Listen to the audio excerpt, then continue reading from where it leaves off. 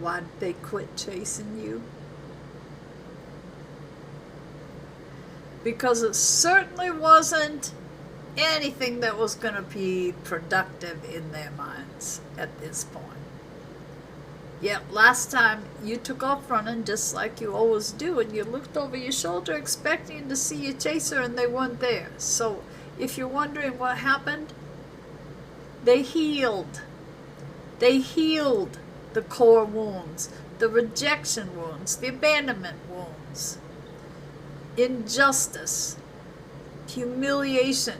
I can't remember the other core wound. There's at least one more. But we took the time to heal. We took the years to heal.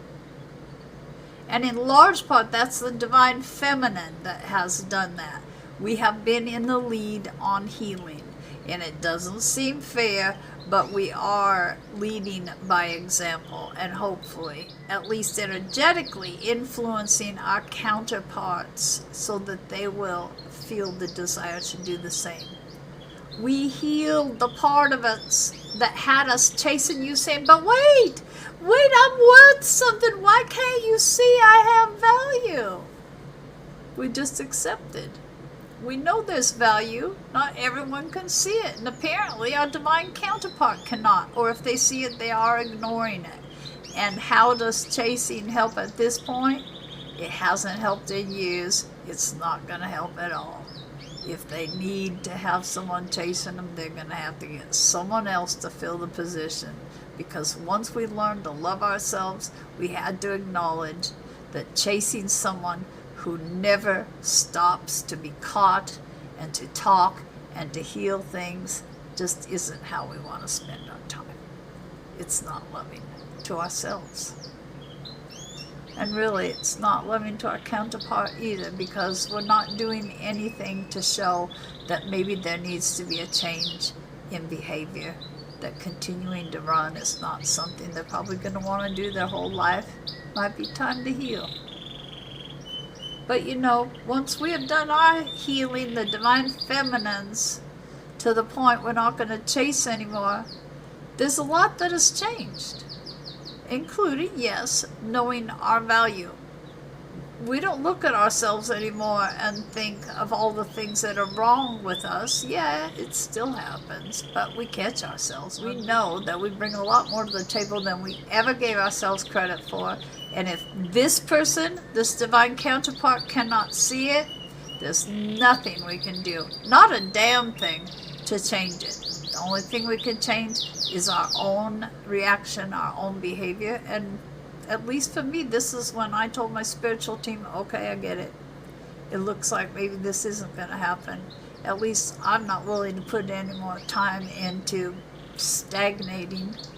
I'm open to high-level soulmate, if that's what you feel I need to have brought into my life. Divine masculines have chosen not to do the healing. A lot of them, it just seemed too uncomfortable. Divine masculines have chosen to stay unhealed. And they are choosing partners and retaining people in their lives that are unhealed, because those things are compatible, aren't they? It's when you start healing and you look around at all the people that are not doing it that you realize, yeah, life has to change to lead a healed life. It's going to have to change, yes. And maybe some of those people aren't going to be willing to change. But you're not the one who has to change by dropping down to their level. They have the choice to rise to yours. Little different way of looking at things than you used to, isn't it? Divine masculine, you showed your divine feminine when you were unhealed the things she doesn't want in a relationship. And that's important. That's very useful to know what you don't want.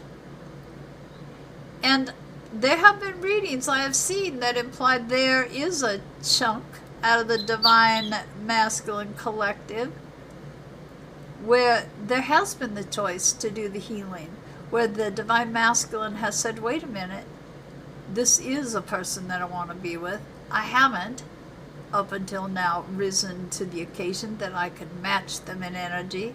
If I want that to happen, if I want us to come together, if I want us to have the life that I now can envision we can have if we come together, I got to get my ass in gear and start healing things.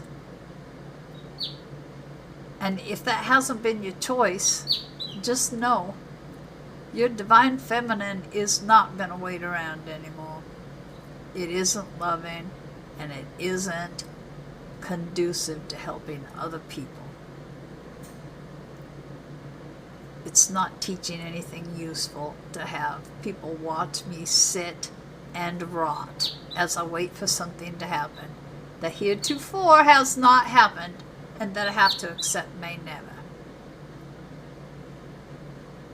I have been shown what I don't want in a relationship, but that is useful because I know what I do want. And unfortunately, the divine masculines that are choosing to heal are going about it in the wrong way. If mine had come to me and said, I've decided I want to do some personal work and I think I would be better off doing it on my own, I would have accepted it. But I also would have felt honored to have been included in the decision. See, we want counterparts that are going to share with us their thoughts, their feelings, their opinions, themselves. We've done the silent treatment. Hell, my whole life I've done the silent treatment. By leaving your counterpart in that silence, it seems as if it's punishment the way it's always been used, not that it's anything that is helping the situation. You're not talking to the person who knows they want a partner who will talk. If you are staying in the silent zone because you're trying to rack up a bunch of money because you think your counterpart wants you to support them, I highly doubt it. At least that's not the case with me. I don't expect anyone to support me. I have supported myself and others my whole life. I can do that. Where I need the support is in the emotional categories. I need someone who will listen to me. I need someone who will let me lean on them on occasion. I want someone who cares what I have to say, not who shuts me out. I need someone that'll work with me. I need someone that will be my partner. And I think that's what most of the divine feminines would say they want. They want equal give and take, or at least close. They want communication. They want affection. They want respect. They want appreciation. They want all these things they've never had. They have held on to the belief that these things could happen, and now doesn't appear so. It's time to quit chasing after the fantasy in our minds. It doesn't mean we give up 100%.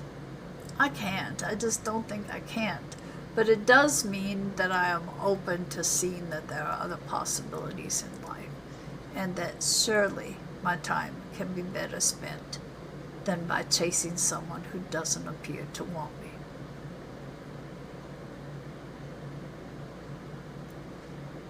Now, I can't speak for everyone else. I'm just telling you how I'm looking at it. I was asked to give you that peek into the way I look at things. It's not the way I wanted it. I'll say that. But there does come a time you realize that your choices to accommodate the other are hurting you. When you realize that if you're playing along with this game still, you're playing along with a reality that you thought you left behind, where you didn't have enough value to ask for more out of life. You deserve more out of life. We can't keep holding on to a fantasy. It doesn't mean there's no more love. But there is a difference between loving someone and accepting their behavior.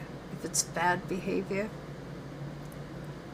And let's be honest, ghosting, blocking, ignoring, making someone feel invisible and as if they have no value. Why are we sticking around for that? Because of the twin flame myth. Story. Whatever it is, I don't know. We keep believing things will change when there's healing, but if no healing is taking place,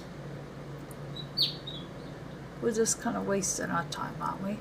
Me, I'm way too fucking old to be wasting any more time. So for me, maybe the oldest twin flame out there, I had to make the decision to quit chasing. I want someone that doesn't have to be chased. I want someone that looks at me and says, yeah,